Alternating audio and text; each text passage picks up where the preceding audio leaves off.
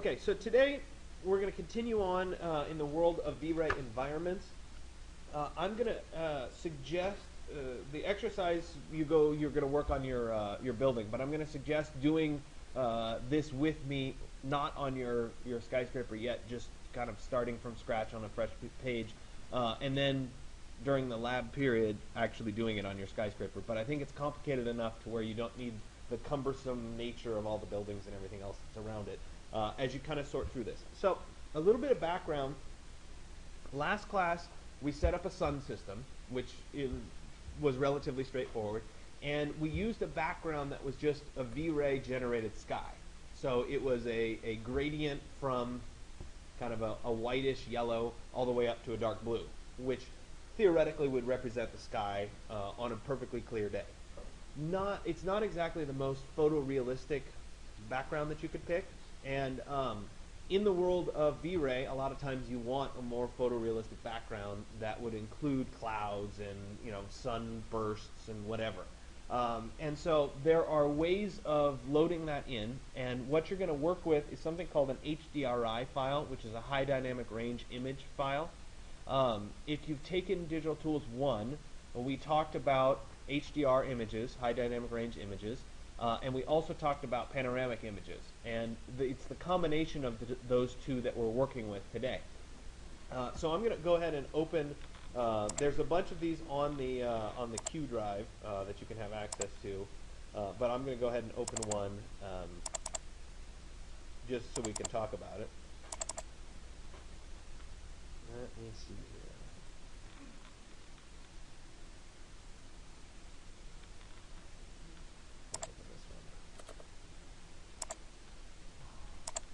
It's going to make me open Photoshop first, so bear with me for just a second.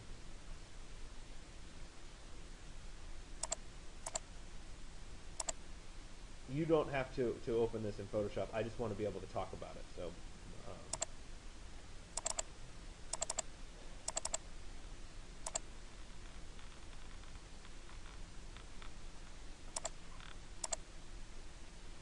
Okay, so what we have in one of these HDRI maps is a full spherical image. So if I were to take this edge of it and this edge of it and curl it around behind me, they would connect in a seamless manner.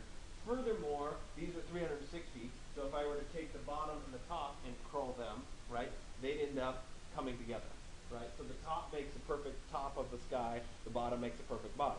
Now in the world of HDRI images that we're going to use in V-Ray, everything below the horizon is covered by an infinite plane, or your ground, so we don't care about it, which is why a lot of times the bottom is black, and the up above is where the sky is. So something like this is kind of a bizarre sunset, and this is not right. Yeah. I don't like that one. Let's pick a different one. This is double. It's doubled. It shouldn't be doubled.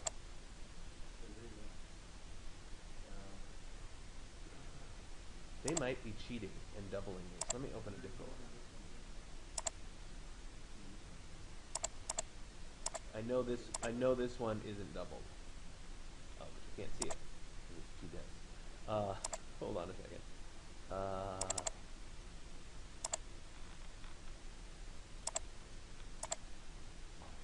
Blurry one. That's also the blurry one. There we go. So here's a little easier. Okay. So there should only be one sun, right? In this instance, we have ground, we have sky. Obviously, the sky has a sun, but it also has a bunch of clouds. It has a bunch of context, which can be really nice for rendering. In this particular view, we also have kind of trees that are on the horizon. If we have a flat infinite plane in V-Ray and we render it, we will see all of these trees sticking up on the horizon. So a lot of times, some of the better HDR images will have edited out all of the trees. What makes these images special is they actually contain a lot more information than just what we see, and that's why we have to open it in Photoshop a lot of times. In that it contains a depth of information depending on the exposure of the camera. The sky is going to be exposed differently, and so It generally is at least a 16-bit, if not a 32-bit. So a lot of these have a RGB 32 next to them. That's a sign that they are 32-bit. I don't get why these are so bizarre, but we'll sort those out. I've been trying to download free samples that you guys can use. Obviously, having two sons is not going to work. This one is unfortunate that we can't see it, but that one actually is one that doesn't have any trees and stuff on the horizon. Anyway, so the importance is that they have a lot of information and that they respond to the rendering settings in terms of how bright or how dark they get. They have extra detail. So that's about as much as you need to know about what they are. And the next piece of this is how do we actually put them into a scene. So I'm going to create a simple scene to work with, and this is what I'm going to encourage you to do just so we can kind of sort things out. First thing that I need is I know I need an infinite plane, so let's go ahead and throw an infinite plane down. Then I'd like to have an object, so I'll put the object on this layer 1. First object I'm going to make is a sphere, which we're going to use later on. It can be arbitrary in size, doesn't really matter, but I do want it to be sitting on the surface rather than halfway through the surface. So let me go ahead and move this so that it ends up on the surface. Let me zoom selected, there it is. Oh, it moved all the way out to one edge. Hold on.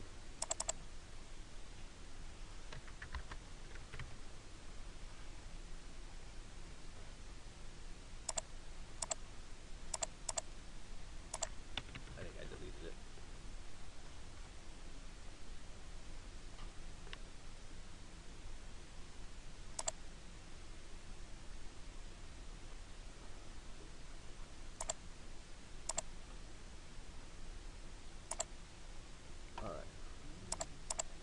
One more time, move, there. Okay, so I have a sphere, and I have an infinite plane, and right now, if I were to do a rendering, it would be a little bit hard to see my sphere, so let's apply a material. And I'd like, for the purposes of doing this, to put something that's highly reflective, so I can get a sense of what's going on. So I'm going to go ahead and load a chrome material. So I'm going to right click and say load material, and I'm going to go to my Q drive, into resources, V-Ray materials, and I'm going to pick under metal, we'll say chrome, and let me pick just the chrome, and if we were to preview it, we'd see that it's very, very shiny. That's what we want.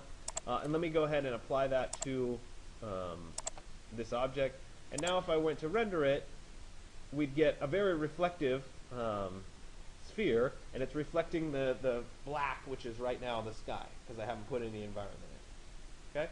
So the next piece of this is, instead of having that black environment, we're going to go in and let me go to my V-Ray options, and I'm going to go to the environment rollout, and here is where I'm going to pick those HDRI. So previously, in both GI skylight and reflection, well, first we just changed the color. Then last class you went in and you picked the text sky option, but this time we're going to pick a text bitmap, and we're going to actually pick the HDRI image. So let me see if, of course it disappeared on me. Here it is. Let me go to my Q drive, go to my resources. There's a folder called V-Ray HDRI, and I'm going to go to other HDRIs, and I'm going to pick this cloudy sky. This is the one that I showed earlier. Why are these both blurry? I have that's a bad file. Let me pick a different one.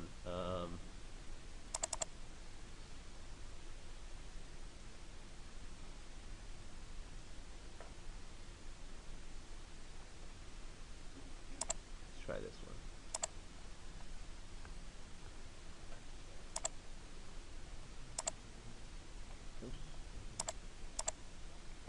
one. Okay. And I'll go ahead and say OK. Now, before I say OK, actually, there's one other thing. Because this is an environment, I have to go all the way down to where it says UVW. And don't worry, I'm going to do this more than once today. I have to scroll all the way down to where it says UVW, and I have to change it from UVW General Channel into UVW General Environment, because this is an environment, not a channel. And then I'll also come down here and make sure the mapping type is spherical. So both of those are critical. and I'll go ahead and say OK. I need to do the same process for the reflection or refraction. So I'm going to click on the M. I'm going to go to text bitmap, and I'm going to pick the same file. So I have to come find the same file. Oops. Why does it keep disappearing on me? Sorry. Yeah. So let's jump back to, it's there. I have to scroll down here until I get to my environment and make sure that it is a spherical projection. And I'll go ahead and say OK. And once I have those two established, when I go to render, right, and I'm going to render flat, more flat so we can see this for a second here. If I go to render, it's going to render a background behind my object. Now, this is not quite ideal. If we look at the ball, and this is why I like a chrome ball, and we look at it, if we look down on it, we can see the sky that's up above, but we also have kind of a water line and a bunch of water that's showing up. And so this isn't really showing up as ideally as I would like. So I'm going to pick a different, and again, I'm trying out some of these. So, it's under options. I'm going to pick a different one. For the sake of knowing that one will actually work, I'm going to go into other, and I'm going to pick this 1342 cloudy. And I'll go ahead and say OK. And I'll do the same thing here. Say OK, and I'll say OK. And so now, let me back out away a little bit, and we're going to render again.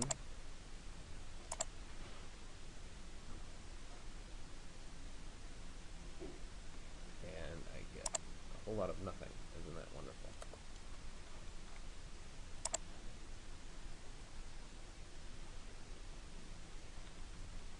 Okay, that was clearly not what I wanted either. Let's try a different one.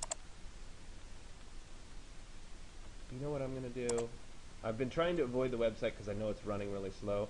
I'm going to re-download this HDRI sample.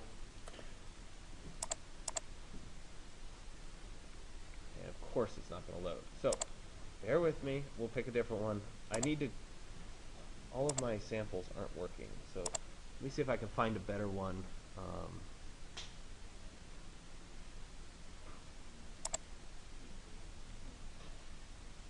Oh, I can do this one. This will work. Okay, I'm going to pick the one. It's under the fiction head, and it's this cloudy one. Say OK.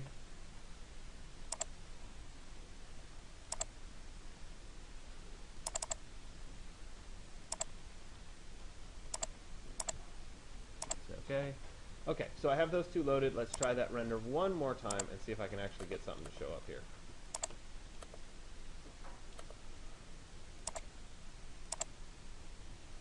There we go. We're starting to get cloudy sky. That's what I was after. Okay. If we look at the ball itself, if we zoom in and look at the ball itself, we can see a really good reflection of where the sun and where the sky are, which is kind of critical. Okay. So that's turning out pretty well. But I don't have a sun in this scene yet, so let me go ahead and establish my V-Ray sun. So this is what you did last class. I'm going to click on sun, and we're going to specify that it's in San Francisco. So I uncheck manual control. I'm going to come down here and specify San Francisco. By the way, this is all written out in the book. V-Ray 8.24 walks through this whole process. So if you get a little bit lost, it is there. And then let me come up here, and I'm going to set time of day. I really like about 9 o'clock. That's generally my preferred time to do these in the morning. And then I'll go ahead and say OK. And I'm going to bring it in. Remember, I have to position where the camera is. At 0, 0, 0 is just fine, or excuse me, where the sun is. And now if I look, I can kind of get a sense for when I did the rendering, the shadow should appear on this side of the sphere, right? But I do also have to set up a physical camera with an exposure before I can get a good rendering. So physical camera's on, shutter speed is 200. Let me go ahead and render, and let's have a quick look. Okay, So I get a nice sharp shadow. That's pretty good. It probably is a little bit underexposed. I probably need a little bit longer exposure. So let me change this to maybe 100, and we'll do another test real quick. Much better. Okay. The sky in this is really, really dark, so I really need to lighten that up a little bit. I can do that here under the environment. I change this number. The higher this number, right now it's 1.0, the higher, the lighter the sky will be. So let's try 5.0, and we'll render. See, the sky becomes much lighter. Okay. So the next piece of the puzzle is I need to identify, and this is such a cloudy sky, it's probably not the best representation, but when I have something that has a strong sun in it, I need to be able to match my sun in my V-Ray scene to my background environment such that the lighting conditions match up. Let me see if I can load in one that has a stronger sun in it.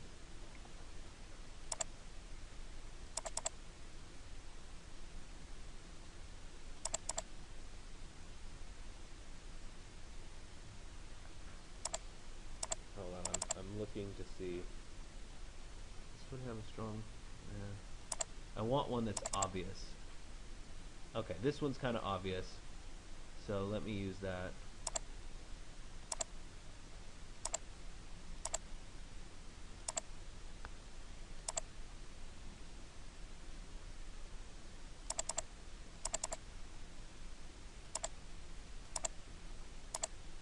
Okay, I may have to adjust this. I'm going to go back to 1.0 and do my test render just to see. Alright, still a little bit too light. Let's bump that up again.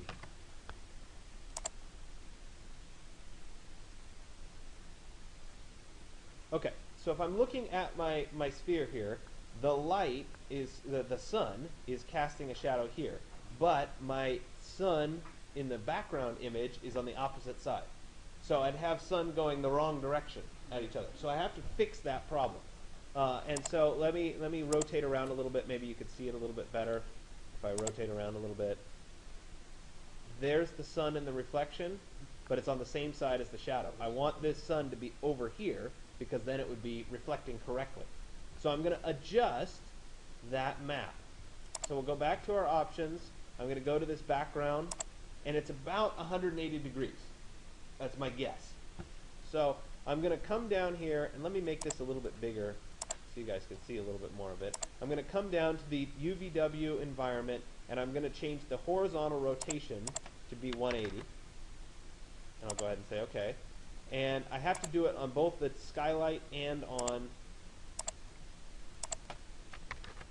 the background. And now that I've changed those, we can render again. And we can say, OK, it was much closer. Right? We jumped around to this side. The sun's approximately on the right side. A lot of times I'll switch views into the top view so I can look straight down on the object, which will help me better identify, is it actually directly opposite where the shadow is, which in fact it is. So if we looked at those two views, sometimes it's hard to see. So basically what I've done in this process is I've worked through making sure that my background image, right, my HDRI background, matches the lighting conditions that are in my sun. Okay? If the sun was higher in the sky, maybe I should pick a later time in the day, closer to noon. Right? If it's lower in the sky, I'd pick something a little bit lower. Generally, I default to about 9 a.m. because it's high enough to be approximately right, but in my renderings it'll give me some decent shadows, so that's why I tend to like it. So now that I have this all set up, right, then I can go ahead and I could build out an object and I could render it, etc. Okay? So once we've gotten to this phase, now I'm going to redo this, but this time I'm going to do it in the city of San Francisco, right, and try to match up an environment in the city of San Francisco. And so I'm continuing to work through these HDRIs. I wish I had a better one. I wish the website worked, but in the process, we're just going to go with what we have.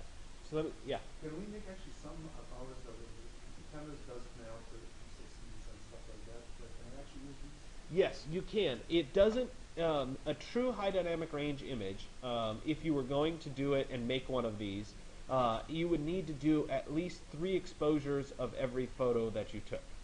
So whether you were stitching them by hand, right? The traditional method would be, you take a fisheye and you take 2 or 3 shots to make the full 360. You would have to take 3, 5, or 7 shots of each of the single shots that are then combined together, because the purpose of the high dynamic range is to have enough exposure levels to, depending on what your exposure level is in the scene, you can adjust.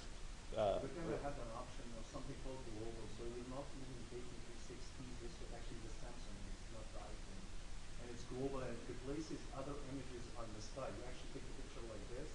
Okay, I'll have to look at it specifically. Yeah. Some other Let's look and see. But it's theoretically possible to do it of your own particular scene. So let me go ahead and I'm going to open Rhino, and I'm going to open my skyscraper, I hope. I probably should have pre-opened this because it might take too long.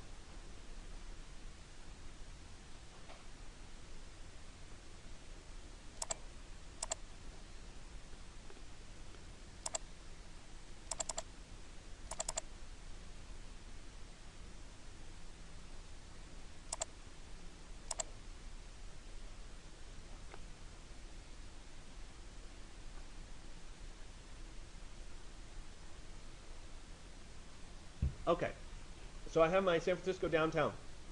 Now I have to do a few things to get ready for this sky environment. The first thing that I need to do is go through the same process. So before I get too far involved, I'm going to go ahead and turn off, well, we'll turn off my skyscraper, we'll turn off the background. I'm going to leave my building site here because it gives me some object that kind of knows approximately where the building is. Okay, so there it is. I'm going to install an infinite plane, right? Now, I think the infinite plane comes in a different plane than where the model is. So, a little annoying. So let me move these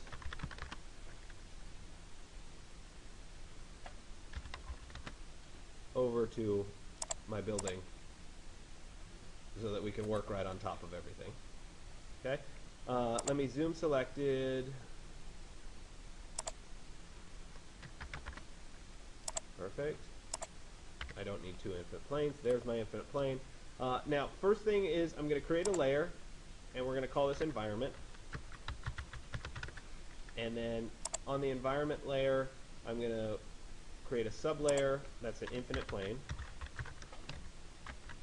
And I'm doing this as a sub-layer because a lot of times you're going to want to turn this infinite plane off depending on what your final rendering is going to be. So let's change object layer so that it's on that infinite plane layer. Then I'm also going to add a sublayer for sphere, which is what I'm going to use to check where my scene is. And I'm going to make this active, and then I'm going to create that sphere exactly the same way that I did it before. All right, we'll just start here. We'll build it. Doesn't matter how large it is. It just matters that it's here.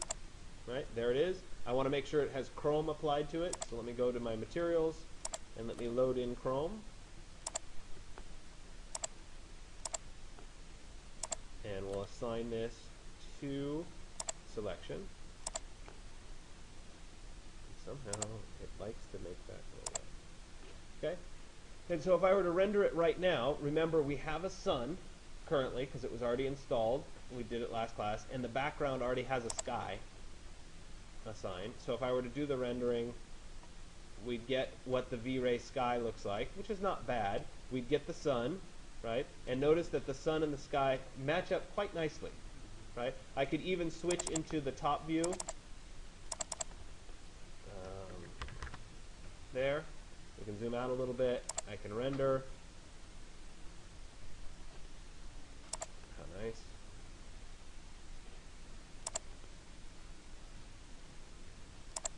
Okay, apparently. I think this is because I'm going to have to go back to perspective.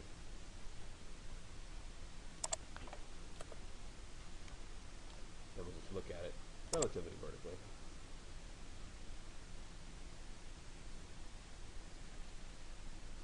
There you go. Rhino does a nice job of matching up where the sun is, right, to the sky background. But it's perfectly cloudless, so it's not the best sky. So we're going to put in an HDRI background, and we're going to have a look at see how it does. So first thing that we'll do is I'll go to my options, and I'm going to bring in under environment, instead of using that text sky, I'm going to pick a different background. So we're going to go to a text bitmap, and I'll pick this. I want one with clouds.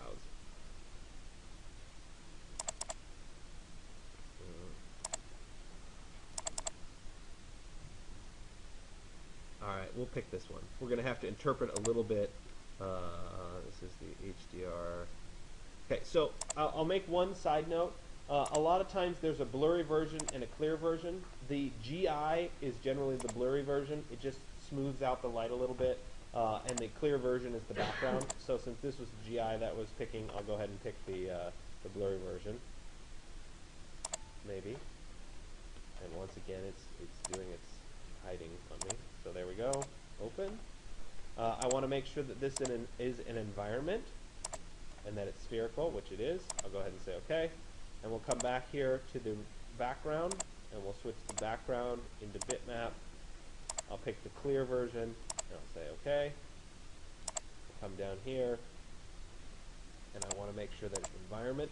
This selection is probably the single most common place where things go wrong, because you didn't make it an environment. So if you raise your hand and come over, this is probably the first thing I'll check. So most likely that's the root of the problem. So go ahead and say OK, and then we'll go ahead and render, and we'll have a look at what it looks like. And I rendered the wrong one. Here we go. Let's render this again.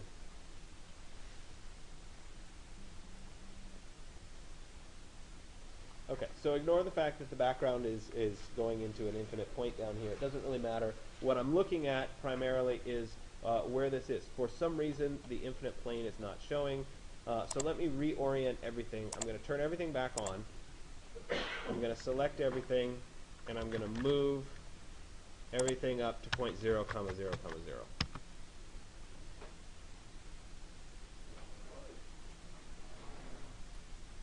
And for whatever reason, I was having spatial differences. That's why I wasn't seeing things correctly. So bear with me for just a second.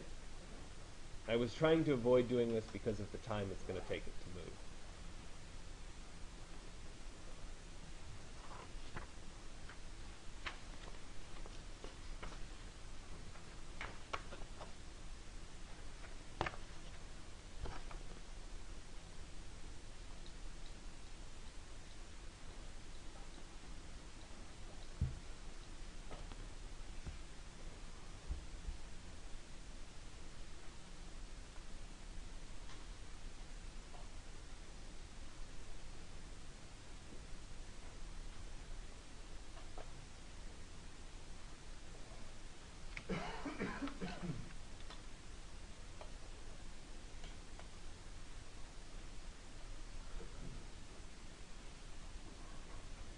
So why don't you guys work for a little bit. I'm just going to pause this. Okay, so sorry about that. I went ahead and moved it to 0, 0, and let's try that render again. And now I'm looking nicely down on it. We'll see if I'm getting a shadow. There's my shadow. Now, in this particular scene here, I'm zooming in on it a little bit. I don't have a perfectly round sun like I did in that other HDRI image, but I do have a bright patch in the clouds, which is going to represent approximately where the sun is. That is not in the correct location still, so we need to swing that around to over here. So I'll go into my options, and I'm going to go start with the background, and I'm going to adjust the horizontal rotation, and we're going to kind of guess. I'm going to guess at 230 and see. And I only did it on the 1 because I want to get the number correct first. Alright, that's looking very promising. Okay, so lucky guess for me at 230, that swung it around to the correct position for the shadow, so I'm pretty happy. Let me go back into my options and make sure that the same thing is done for the skylight. This value is also at 230. And I'll go ahead and say OK. And so now those two have been set correctly. So all that being said, I can turn off that environment layer. No, escape here. I can turn off that environment layer. All right, fine. Turn back on my skyscraper, my model, off to the environment. Let me set my view back to perspective 1. My perspectives are all now off because I moved everything. So I'm going to have to find a new view. Bear with me for a second.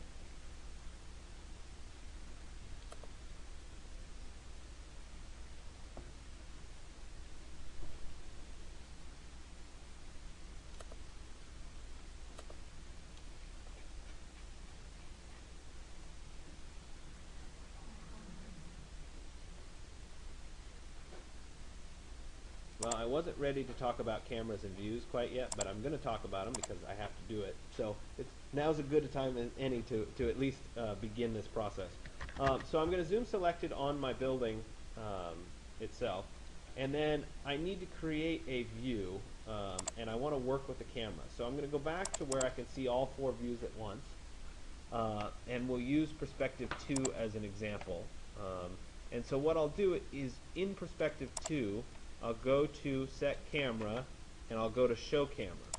And what that does is it doesn't show the camera in perspective 2, but it shows it in all the other views. And there, over here, because I'm way off in space, is my camera. See that triangle object? That's my camera. So I'm going to take my camera, and I should be able to, if I can't select it, I should be able to say select camera. It's going to let me. No, it's not. Let me turn off my city model for a second so that I can just see my camera. I'm going to take this and I'm going to move it. Move over toward my building. And you see when I'm moving the camera here, my view on perspective 2 is changing. So we're adjusting things here a little bit, and I'm working on that. Now that it's closer, however, I'm going to turn back on my streets here a little bit and see how I'm being blocked by a building. And I'm going to start to carefully control where, oops, let me pick just this point. Come on. I'm going to lock the background so I can't accidentally select it. And I'm going to swing this so that I'm looking kind of down the street here. Right? I also want to be able to see it in the side view. I hope. There it is. Right? Because I want this to end up being closer down to the ground.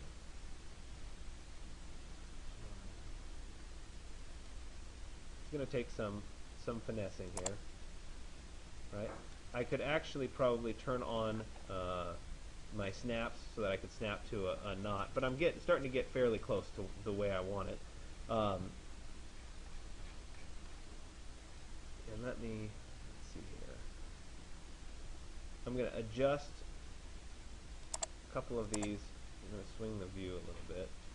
Oops, now I'm inside the building. Okay, when I get it close, right, I can move into the perspective 2 view here, and I can go under set camera. I have some options. I have a, let me see here, where is it? Rotate camera and tilt view. So let me go to rotate camera, and this is just a hand, and I can choose whether I'm looking down or whether I'm looking up, which a lot of times can help your view, right? I can also choose under set camera, adjust lens length and dolly. That's moving it closer or further away. What I need to do is I need to move this down because it's still too high. So let's move, and let's move that vertically down, hopefully straight down. Nope, other direction. Too far. And so I'm kind of working in both views here at once. There we go, about street level. That works. Okay. Now I'd like to work on this a little bit more. I'd like to change the lens length. It's a 50 millimeter. Let's switch it to like a 28. Gives us a little bit wider field of view, right? I can also control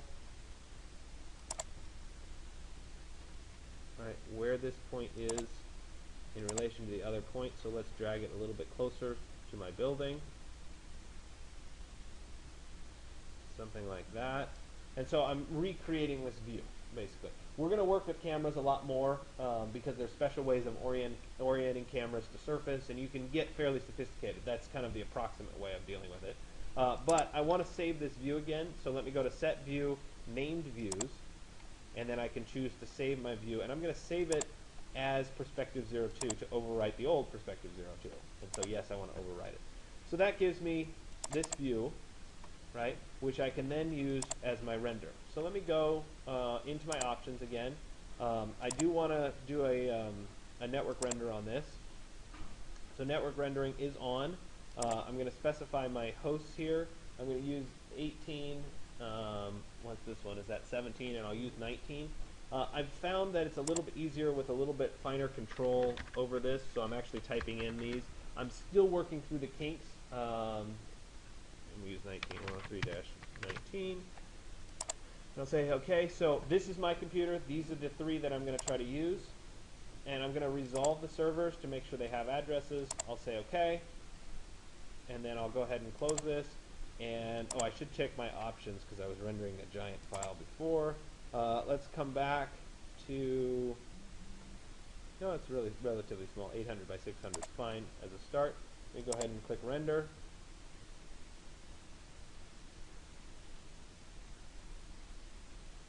Maybe. There we go.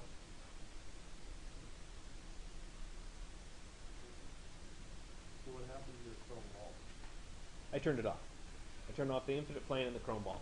So those are only temporary so that I can get the alignment of the background correct. And then once I have that, I'll be able to do the rest of the rendering. So you would render a simple image to get your shadow. I just wanted a simple ball so that I have clearly the shadow. The ball gives me the reflection of where the sun is. It lets me align that background. Then I just turn it off. And so now when we're looking at the final render, right, recognize that this is going to take a little bit of time to finish. We have an actual sky in the background, which is what I want with the clouds and that sort of thing. It's a foggy view. Yeah. It's always foggy. So maybe I should have picked a foggier. Okay, so if I'm looking at this now as it's rendering out, it's there. We're seeing the clouds, which is what I wanted. It's probably a little bit dark, so let me go ahead and go into my options, and I'm going to adjust my exposure under my camera. I had it at 300. If I want it to be a little bit lighter, let's try it at 100. And I'll go ahead and render.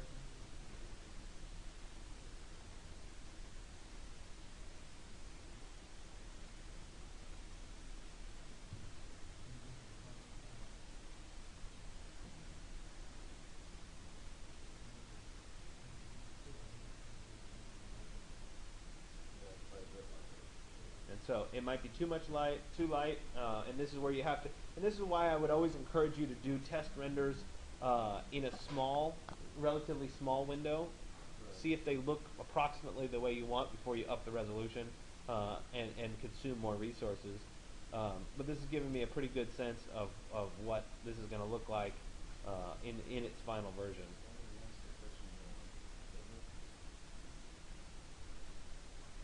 I've updated the skyscraper glass to take off the displacement map, which was slowing everything down. So it should render a little bit nicer now if you use it.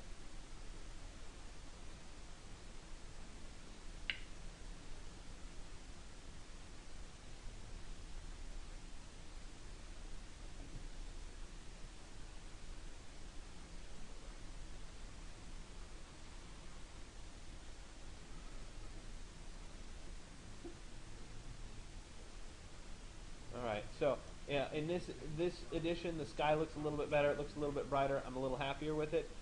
It wouldn't hurt me to double check that the sun is on. When I start getting that low of a shutter speed, I worry about the sun being turned off because I could have accidentally turned off a layer. So I'm going to double check that. But I'm fairly happy with what it looks like. At this point, I'll go ahead and close it, and then let me check the sun. And it is on because I was able to select it. So I just did SEL light, which allows me to select the lights in the scene. It was on, which is what I wanted. So let me go ahead and go to output, and I'm going to adjust my output. I'm going to bump up my height here. We'll try 1500 so that I have a little bit taller, and then I'll go ahead and let it render, and we'll give it a little bit longer render process here. And I should have plenty of sky behind the skyscraper, would be the idea. So you guys should all go ahead and start. The purpose today is to get the HDRI image, learn how to adjust it so that it matches up with your lighting conditions, and then go ahead and drop it into your skyscraper scene so that you get a nice cloudy sky background. Once again, the one I used, we'll have to experiment a little bit. I haven't obviously played around with these enough. The one I ended up using was under other HDRIs, and I think I picked this Skyline 02 stitch. Is the one that I used. I used this as the GI light, and this is the background image. You're of course welcome to play around with any of them. I don't really understand what's wrong with a lot of these because they have repeating patterns. You can even see on this cloud we've got repetition there. So I'll have to go through and kind of play around with which ones. Stay away from the mirror ball collections. We're not doing mirror balls right now. So it's going to be either, and the night ones, obviously we're not doing night. So you're going to be kind of stuck with these fiction heads, or fictional heads, and the other category.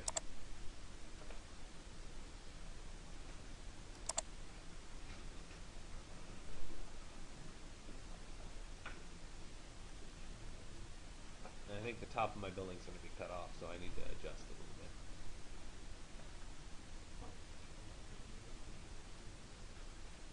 When you change the...